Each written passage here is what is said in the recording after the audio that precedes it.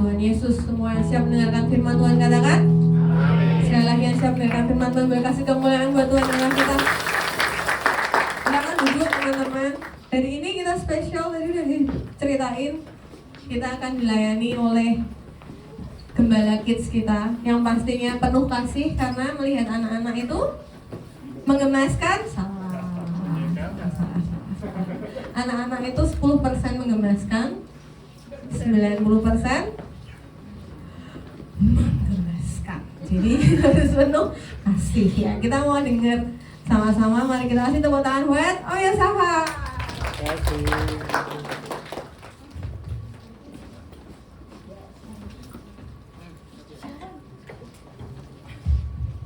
Shalom. Kalau bagi kami mentor itu, kalau mentor, anak-anak itu menggemaskan. Terus anak berapa persen tadi? 10%.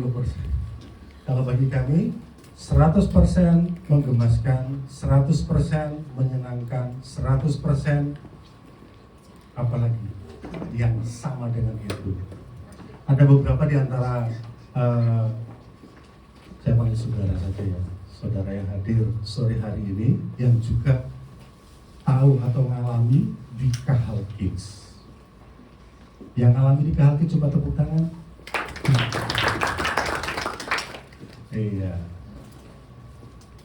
Ada banyak cerita sebenarnya yang kami alami ketika melayani anak-anak Kahal Kids, tapi itu tidak membuat kami, saya mewakili Kahal Kids Mentor tentunya, tidak membuat kami down.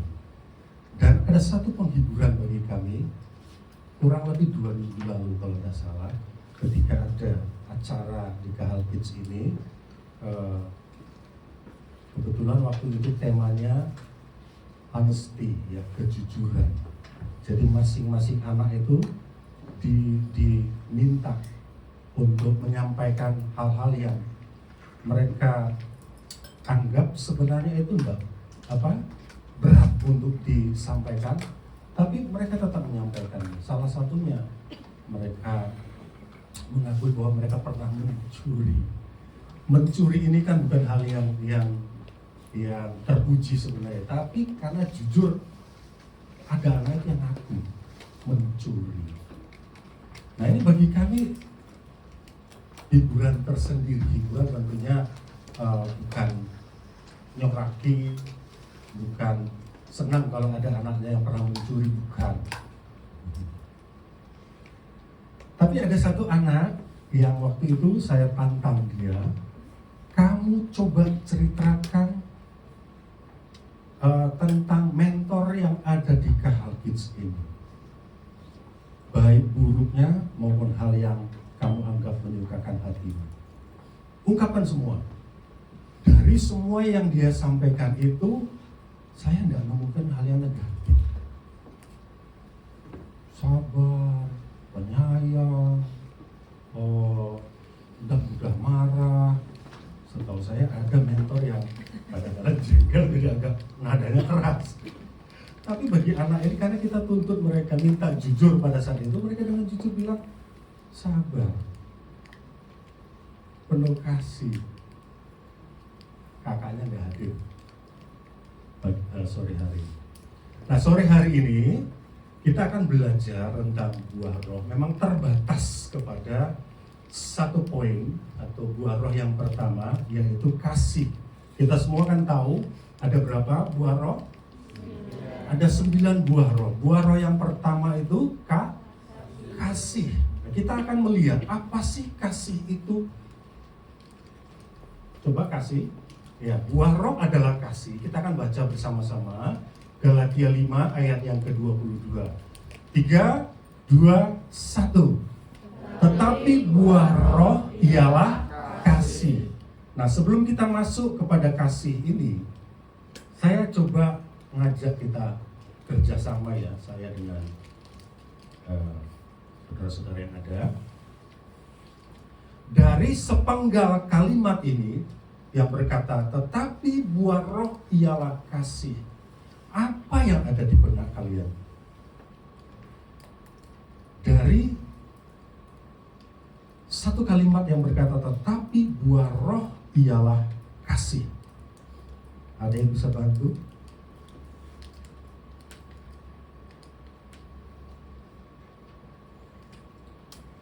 Tolong saya. Biasanya ke Kahal Kids kan gitu. Ayo tolong Om Yos. Om Yos butuh bantuan kalian. Apa yang ada di benak kalian ketika kalian baca ini? Nah, ini tentunya kalau anak-anak ada mungkin mudeng dia. Tapi gayanya, apa yang ada di benak kalian ketika kalian baca? Tetapi buah roh ialah kasih. Apa yang ada di benakmu? Biasanya kan kaget gitu, nek diem, begitu ditodong, jawab. Saya nggak tahu di next sama apa enggak, makanya dicoba dulu, sama saja, berarti todong dulu. Padahal pendek loh. Enggak apa-apa, ini tidak ada salah benar.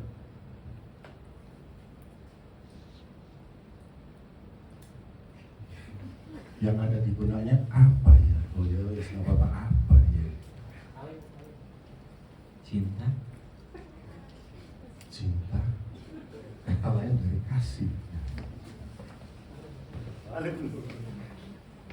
Jadi berapa Iya, dari tetapi buah roh ialah kasih. kasih itu yang paling utama. Kasih yang paling utama. Itu Kasih itu mengorbankan sesuatu. masuk ke definisi. Siapa kabarmu guys? Sudah sehat? Apa yang ada di benakmu? Dalam benak saya, karena kasih itu disebutkan paling pertama, berarti mungkin menjadi landasan dari semua buah roh yang lainnya.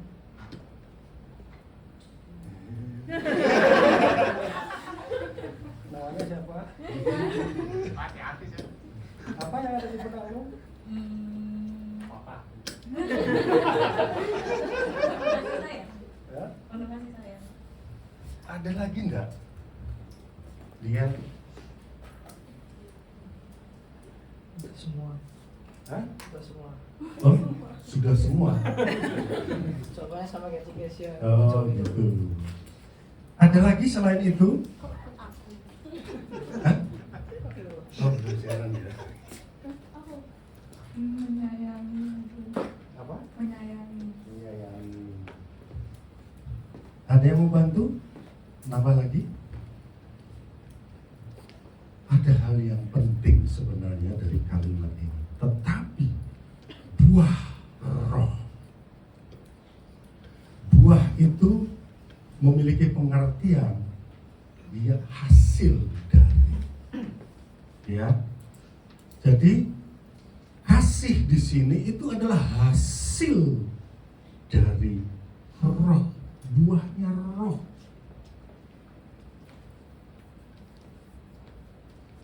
Jadi ketika kita berbicara tentang kasih dan seterusnya, itu kita tidak boleh main-main. Karena dia adalah buah roh.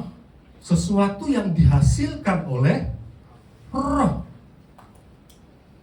Itulah kasih yang akan kita lihat sebentar. Dalam bahasa aslinya, kata kasih yang merujuk kepada Allah itu pakai kata agape atau agapau atau agapen dan lain sebagainya. Tapi kata dasarnya adalah agape. Apa itu kasih agape? Kita akan lihat.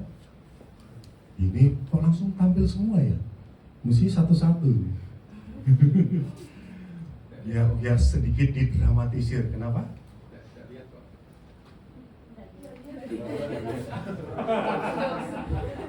Oh, terus dia di sana itu. Iya. Yang pertama dikatakan, atau ini lebih ke berbicara definisi dari kasih agape itu ya, bukan praktisnya atau bukan prakteknya. Yang pertama dikatakan apa? Kita baca bersama-sama. Kasih agape itu adalah kasih yang tidak bersyarat. Kasih yang tidak bersyarat itu banyak yang mencatat bahwa contoh dari kasih yang tidak bersyarat itu seperti kasih orang tua pada anaknya, Ya, orang tua itu tidak membuat syarat. Sejak anak itu lahir, orang tua tidak bilang sama anaknya, kalau kamu nanti sampai remaja menyukakan hati mama papa akan mengasihi kamu. Dan seperti itu. Begitu juga sebaliknya. Kasih yang tidak bersyarat anak terhadap orang tua juga seperti itu. Karena papaku ganteng maka aku mengasihi dia. Karena mamaku cantik, aku mengasihi dia. Tidak. Dan bahkan bukan karena dia orang tua saya maka saya mengasihi dia. Tidak. Kasih agape itu bukan seperti itu. Tapi kasih agape itu adalah kasih yang masuk ke poin keempat itu sebenarnya, kasih yang murni. Kemudian yang kedua dikatakan bahwa kasih agape itu adalah kasih yang tidak menuntut balas.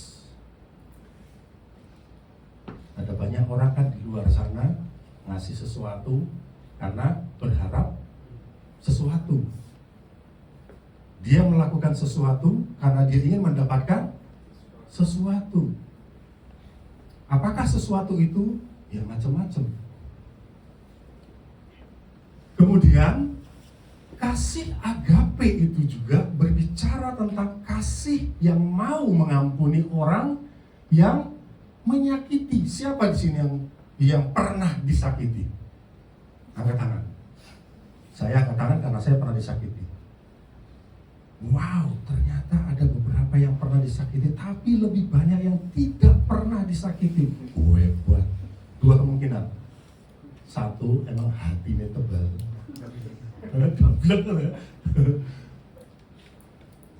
Atau dia nggak mudeng. Yang namanya disakiti itu kayak apa sih? Rata-rata orang pernah disakiti. Atau mungkin yang tidak angkat tangan tadi bukan disakiti tapi justru menyakiti.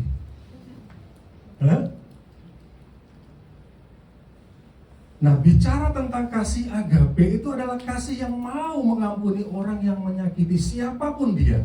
Entah itu orang tua kita, saudara kita, teman kita, sahabat kita. Kalau musuh tidak usah tanya.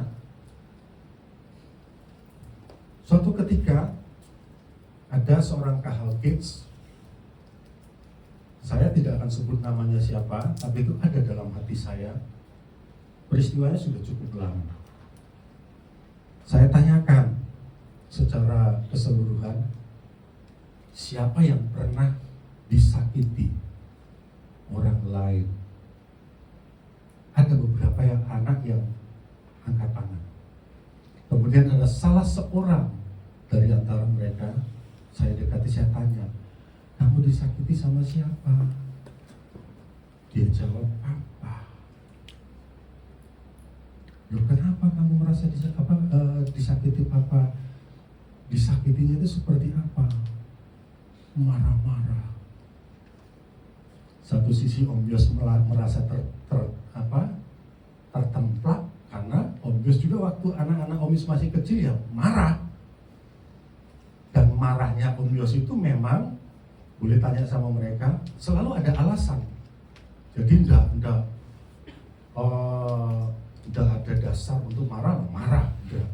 Dan biasanya Om Yos itu kalau marah kepada mereka, di ujung atau setelah waktunya reda, akan dikasih tahu, dikasih penjelasan kepada mereka kenapa Om Yos marah dan bahkan sambil mukul. Dan mukul pun biasanya boleh tanya sama mereka, tidak pernah dari maaf ya, pantat ke atas. Pasti pantat ke bawah. Nah, ketika saya tanya, saya teringat itu bukan saya membela para bapak-bapak, enggak, tapi saya coba, jangan-jangan barangkali papahnya seperti yang saya lakukan. Rupa-rupanya ada anak yang tersakiti dan bahkan mungkin banyak yang tersakiti bukan karena pukulan fisik, tapi verbal ya. Nah, anak yang saya maksud ini dia verbal. Terus ketika saya bilang sama dia, sudah biar bagaimanapun itu papamu, darahnya ada dalam dirimu, mau mengampuni papa? sepatah kata dia bilang, agak berat dia mengatakan mau, tapi begitu dia bilang mau, saya mengampuni papa, nangis anak. Anak itu ada di antara kalian sore hari ini. Saya tidak akan sebut siapa orang. Yang pasti bukan anaknya Om Yos ya. Tapi ada dia di antara kita. Artinya begini, kalau kita kaitkan dengan kasih agape, kasih agape itu Tuhan taruh dalam hidup kita, bukan hanya pada orang-orang tertentu, bahkan kepada anak sekolah minggu pun Tuhan taruh. Buktinya anak yang saya ceritakan tadi, dia mau melepaskan pengampunan pada papanya yang menyakiti dia. Itulah kasih agape. Itulah kasih yang sesungguhnya. Mau mengampuni orang yang menyakiti. Mudah? Tidak mudah memang. Tapi bisa. Yuk sama-sama katakan, bisa. Ada di sini yang pernah benci sama papa atau mamanya? Angkat tangan. Om Yus ini angkat tangan karena pernah loh ya. Pernah, sempat. Kata sempat berarti bukan sampai sekarang ya. Sempat benci sama papa sama mama. Terima kasih Marcel, terima kasih. Kami bertiga. Yang lain enggak. Enggak pernah, berarti papa mamanya baik-baik ya. Atau pas lagi papa mamanya marah-marah, kalian tutup telinga.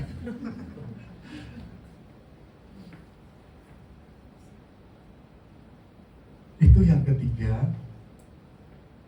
Kasih agape itu adalah kasih yang mau mengampuni orang yang menyakiti. Kemudian kasih yang murni, kasih yang bukan pura-pura. Itu ada dalam Roma 12 ayat 9.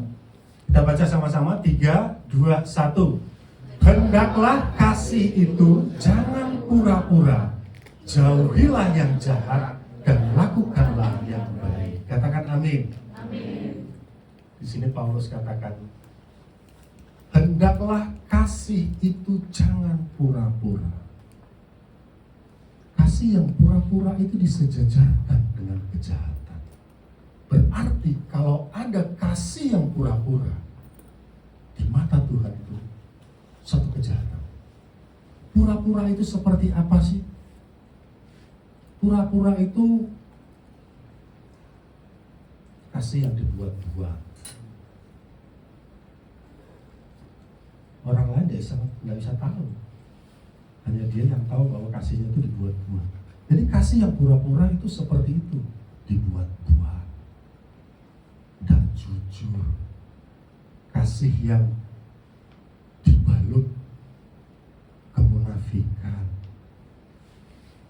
Tuhan tidak mau, di mata Tuhan itu firman Tuhan katakan itu adalah kejahatan. Itu harus kita jauhi. Hendaklah kasih itu, kalau saudara lihat kata kasih pakai agape. Jangan pura-pura. Koordinator next siapa? Si Chris apa? Goyong-yong misalnya. Hari Sabtu depan sebelum ibadah next, kita datang jam 3 ya. Kita mau bersih-bersih ruangan. Next, kita mau persiapkan ruangan next untuk ibadah. Kita mau memberikan yang terbaik untuk Tuhan. Disampaikan, ada 1-2 orang misalnya. Ya kok, aku datang. Tapi hatinya, enggak, yang kan bisa, Koyong sendiri kan bisa. Dia datang di depan Koyong, dia ada yang saya bilang, apa yang mau saya bantu, Koyong? Tapi hatinya, itu contohnya kasih yang pura-pura. Sepertinya dia mengasihi Tuhan melalui pelayanan, tapi sesungguhnya hatinya pura-pura. Tuhan bilang itu jahat dan itu harus dijauhi. Berikutnya, kasih yang tetap setia meski dikhianati. Pertanyaan lagi, ada yang pernah dikhianati? Atau ada yang pernah mengkhianati? Hah? Kok tahal nextnya ini jujur tenanan apa nih kok yang baik-baik ya? Saya malu malah, soalnya saya pernah mengkhianati dan pernah dikhianati, makanya saya angkat tangan. Tetap setia meski dikhianati, artinya apa? Bukan misalnya gini ya, saya pacaran. Ini cerita zaman dulu, kalau sekarang sudah tidak mungkin yang mantan pacar. Ya, zaman dulu, misalnya saya dikhianati, ditinggal oleh, memang pernah ditinggal pacar, nangis saya. Anak cowok nangis. Mau cinta pertama ya piye? Waktu itu, ya. Dikhianati. Nah, waktu itu kan saya memang belum mengerti maksudnya apa. Nah, saya coba kaitkan dengan apa yang saya alami dulu, berarti ini maksudnya. Nah, kata setia di sini bukan berarti saya membeli dia. Tidak. Ternyata kata setia di situ, saya tetap mengasihi dia sebagai sesama manusia yang adalah objek kasih kita. Kan ada dua ya, kasihilah Tuhan Allahmu dengan segenap hatimu, dan seterusnya. Setelah itu kasihilah sesama manusia. Kata setia di situ bukan untuk delegasi tadi, tapi dia tetap mengasihi. Nah, kalau saya coba berada di posisi mengulang masa lalu, tapi kan tidak mungkin. Karena waktu itu saya benci sama dia. Kenapa? Saya dikhianati. Kan gitu. Nah, kalau saya setelah mengerti firman ini kembali ke masa lalu, saya dikhianati, saya akan berdoa untuk dia seperti ajaran Tuhan Yesus. Apalagi dia kan bukan musuh saya. Tapi yang saya lakukan waktu itu, saya mengutukin. Aku sudah sayang sama dia, kok malah saya ditinggal, direbut laki-laki lain. Silakannya Pak bikin saya paling jengkel. Kenapa?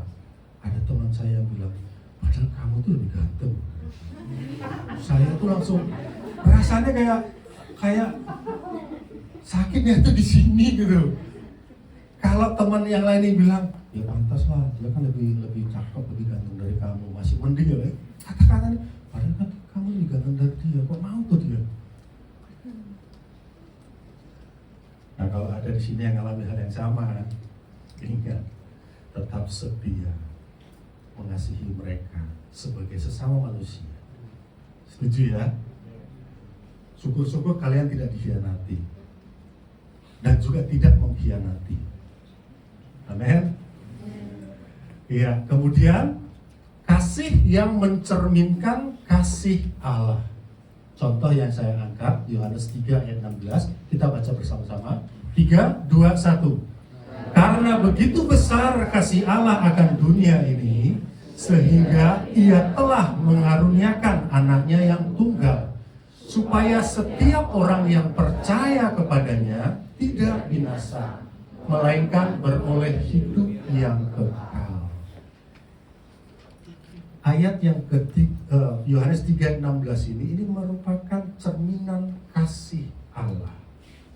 Ada 3 hal yang kita bisa lihat dalam Yohanes 3 ayat 16 ini. Tolong bantu saya. Yang berkaitan dengan kasih Allah dalam Yohanes 3 ayat 16. Kalau teman-teman atau kalau saudara bisa temukan lebih dari 3, bagus. Saya temukan paling tidak ada 3. Yang pertama apa?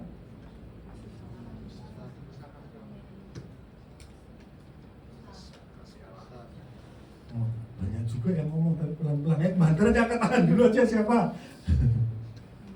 Ada yang bisa bantu? Yang pertama, cerminan kasih Allah dalam Yohanes 3 ayat 16 ini, saya satu dulu ya. Kasih Allah itu dalam Yohanes 3 ayat 16 mengalahkan kemustahilan. Kenapa saya katakan mengalahkan kemustahilan? Jadi kasih agape itu adalah kasih yang mengalahkan kemustahilan. Lihat di situ dikatakan, kasih Allah. Allah, kemudian dunia ini. Dua hal yang bertolak belakang. Allah itu maha kudus, maha mulia. Tetapi dunia, dosa. Tetapi bagi kita, sebenarnya ini mustahil, tidak mungkin dong. Tapi itulah kasih Allah, mengalahkan kemustahilan. Dia Allah yang maha kudus, maha suci. Tapi dia mau mengasihi dunia ini yang penuh dengan dosa. Itu yang pertama. Yang kedua,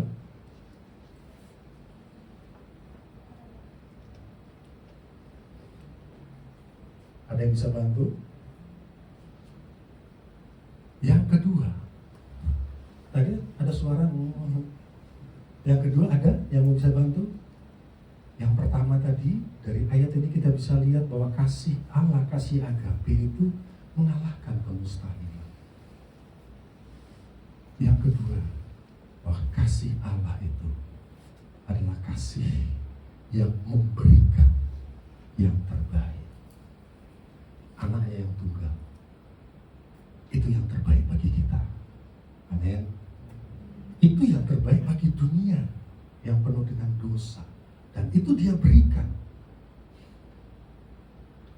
Nanti di kelas apologet kalian akan belajar tentang Allah punya anak.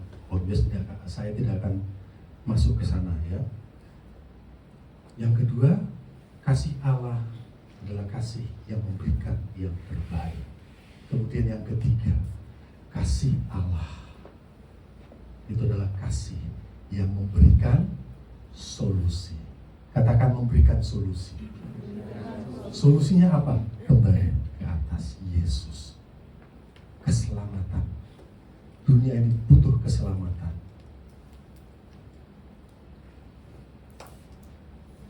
Lanjut.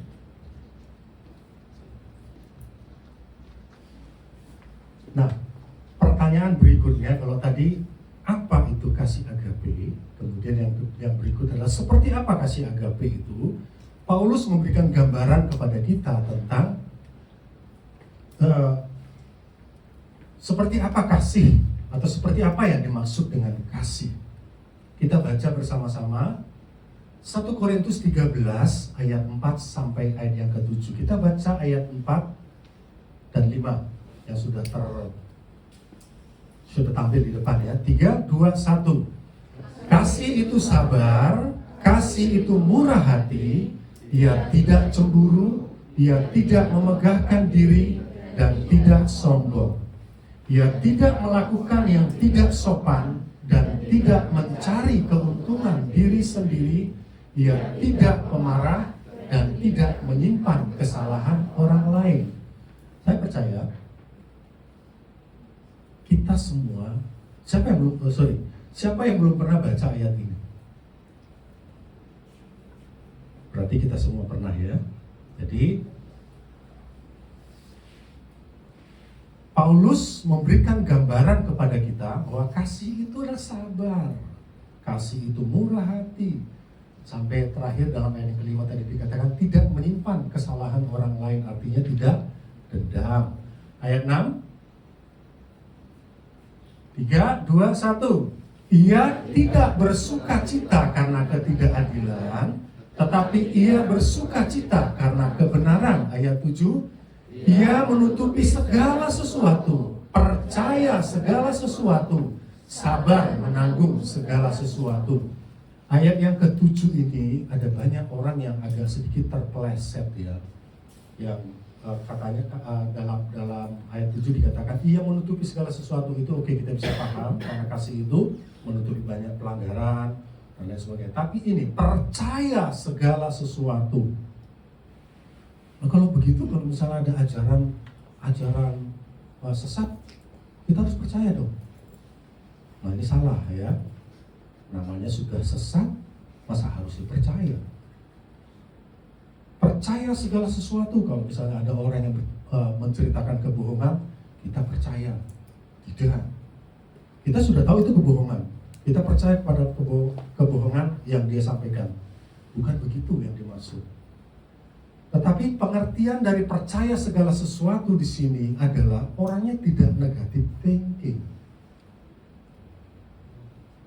Gitu ya. Kan ada banyak orang yang apa-apa, termasuk saya itu bahkan punya prinsip begini. Kadang-kala kita butuh berpikiran negatif untuk mendapatkan hal yang positif. Kita coba, contohnya begini. Sama Melki. Saya ingin tahu sesuatu tentang Melki. Saya coba berpikiran negatif dulu tentang dia. Sehingga ada keinginan dari saya untuk meneliti tentang dia. Sehingga pada saatnya saya akan menemukan sesuatu yang positif. Gitu. Tapi sebenarnya itu orang per orang ya, itu saya. Nah, di bagian terakhir dikatakan kasih bukan, kita baca sama-sama ya, 3, 2, 1. Kasih bukan sekedar perasaan, tetapi tindakan. Jadi bukan hanya sabar itu, seperti sabar tadi dikatakan di paling atas tadi. Sabar itu bukan hanya berhenti di perasaan, tapi tindakan. Contohnya misalnya apa? Contoh yang paling sederhana ya antri aja lah. Antri ya, antri. Di depan kita ada 50 orang, kita urutan ke 51. Urutan paling depan, sementara urutan sebelumnya ngobrol sebentar, langsung selesai. Kebetulan urutan berikutnya ngobrol terus lama sekali. Sampai di depan kita juga sudah kasak-kusuk, sudah gak sabar. Nah, kalau kita memiliki kasih agape itu, maka kita akan berusaha minta Roh Kudus untuk memanage hati kita supaya kita bisa menjadi lebih sabar. Sikap kita akan berbeda dengan orang lain. Jadi yang kasih itu bukan sekedar perasaan, tetapi tindakan. Nah, sekarang kita akan lihat selanjutnya seperti apa atau bagaimana sifat kasih agape itu. Bagaimana sifat kasih agape itu? 1 Yohanes 4 ayat 8, kita akan baca bersama-sama. 3, 2, 1. Barang siapa tidak mengasihi, ia tidak mengenal Allah. Sebab Allah adalah kasih. Siapa yang tidak mengasihi, siapa yang tidak hidup dalam kasih agape itu, firman Tuhan katakan sesungguhnya mereka tidak mengenal Allah. Meskipun secara jasmani tubuhnya ada di gereja, tubuhnya ada di tempat ini, tapi kalau dia tidak hidup dalam kasih, Tuhan katakan dia tidak mengenal Allah. Sebab apa? Sebab Allah adalah kasih. Nah, salah satu sifat Allah adalah kasih. Melalui ayat 1 Yohanes 4 ayat ke-8 ini kita tahu, kita menemukan bahwa salah satu sifat Allah itu adalah kasih. Nah, sementara Allah itu adalah kekal. Setuju? Allah adalah kekal. Nah, kalau Allah adalah kasih, berarti kasih ini sifatnya kekal. Makanya tidak heran Paulus katakan dalam 1 Korintus 13 ayat yang ke-8 bahwa kasih tidak berkesudahan. Nubuat akan berakhir, bahasa roh akan berhenti, pengetahuan akan lenyap, tetapi kasih tidak berkesudahan. Jadi ketika kita bicara tentang kasih, sesungguhnya kita sedang berbicara hal yang penting dalam hidup kita. Amin. Itu sebabnya tadi di awal saya bilang, ketika kita bicara tentang kasih, itu adalah buah roh. Berarti hal yang penting.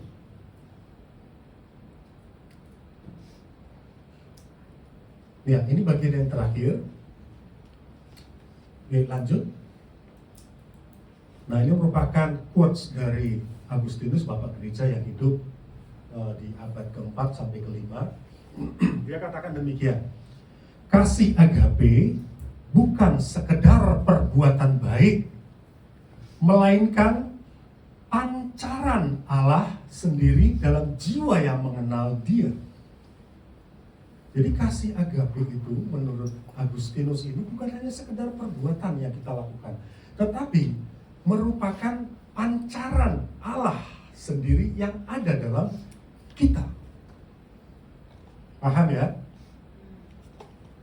Siapa yang mengasihi tanpa syarat telah tinggal dalam Dia yang adalah kasih itu sendiri.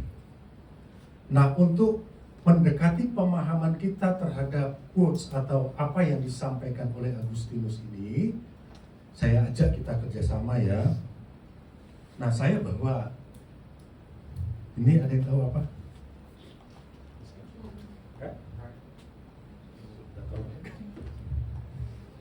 Ya, kalian amati saya ya, cermati saya, nanti saya akan munculkan pertanyaan, tolong dijawab.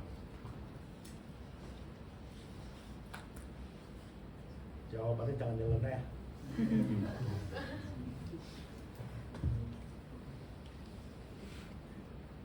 Bisa dikancingin, nggak apa-apa, sementara. Oke, sudah? Nah, pertanyaannya, coba kalian deskripsikan tentang apa yang saya lakukan tadi. Sudah? Oh, kamu nggak angkat tangan. Ya, calon dokter kita. Lagi memakai baju. Lagi memakai baju, nggak salah loh.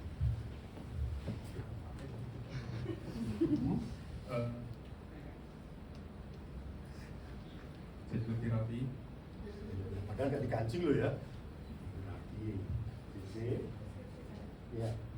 Jadi tadi itu buka liparan bajunya dulu, habis itu bajunya ada di kipas, habis itu tangannya masuk ke dalam lengannya, habis itu dipakai lengan satunya masuk ke dalamnya, habis itu dirapiin, terus bilang nggak usah dikancingin. Udah. Detail banget, terima kasih. Jadi saya selalu bilang waktu Bernis masih sekolah, anak yang hebat, anak yang luar biasa. Sekarang juga sama, anak yang hebat, anak yang luar biasa. Ayo.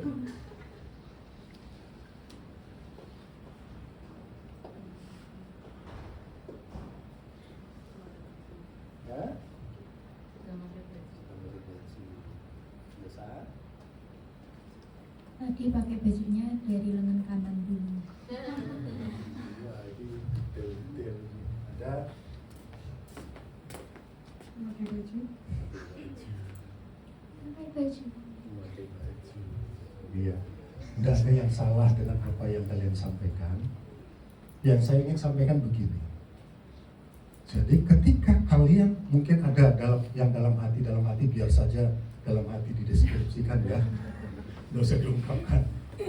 Nah, yang saya ingin sampaikan begini. Ketika kalian mendeskripsikan tentang apa yang saya lakukan tadi, tidak ada yang salah ya. Ada yang sampai masuk ke sebelah kanan dan lain sebagainya. Tidak ada yang salah, semua betul. Nah, ketika kalian mendeskripsikan itu sesungguhnya kalian sedang benar-benar mengamati dan melihat sesuatu yang saya lakukan, yang saya bahasanya Agustinus tadi, perbuat. Setuju ya? Tapi katakanlah apa yang saya lakukan tadi, saya sedang melakukan kasih. Ya. Tapi Agustinus katakan, apa yang kalian deskripsikan tadi, kalau mau dikatakan bahwa itu adalah kasih agape, maka itu adalah kasih yang memang benar keluar karena dia ada dalam diri saya. Kenapa demikian? Karena kalau tidak, berarti perbuatan kasih yang saya lakukan, katakan anggap saja yang saya lakukan tadi perbuatan kasih ya. Berarti perbuatan kasih yang kita lakukan, kalau kita melakukan tanpa Dia yang ada dalam diri kita, dalam jiwa kita, itu adalah kasih yang pura-pura. Ya, itu di mata Tuhan adalah kasih yang pura-pura. Meskipun itu di mata dunia sebuah kebaikan, sebuah kasih, tapi selama itu tidak dikerjakan oleh Roh Kudus yang ada dalam jiwa kita, itu adalah kasih yang pura-pura. Saya juga tidak heran ada filosof yang saya lupa namanya yang mengatakan begini: kebaikan adalah kebohongan yang tidak terungkap. Mudah. Kebaikan adalah kebohongan yang tidak terungkap. Itu kalau tidak ada Tuhan, kalau bukan kebaikan yang dikerjakan oleh Tuhan, itu menjadi kebaikan adalah kebohongan yang tidak terungkap. Tetapi ketika itu dikerjakan oleh Roh Kudus yang ada dalam kita, maka kebaikan itu adalah kebaikan yang sesungguhnya.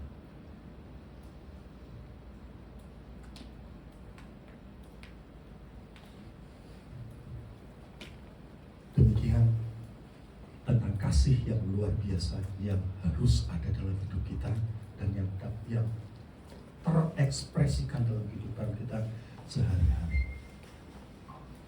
Hidup dalam kasih agape yang dalam kasih Allah. Haleluya. Saya undang musik depan, kita akan naikkan ujian dan sekaligus menjadi kerinduan kita bersama-sama untuk lebih dalam lagi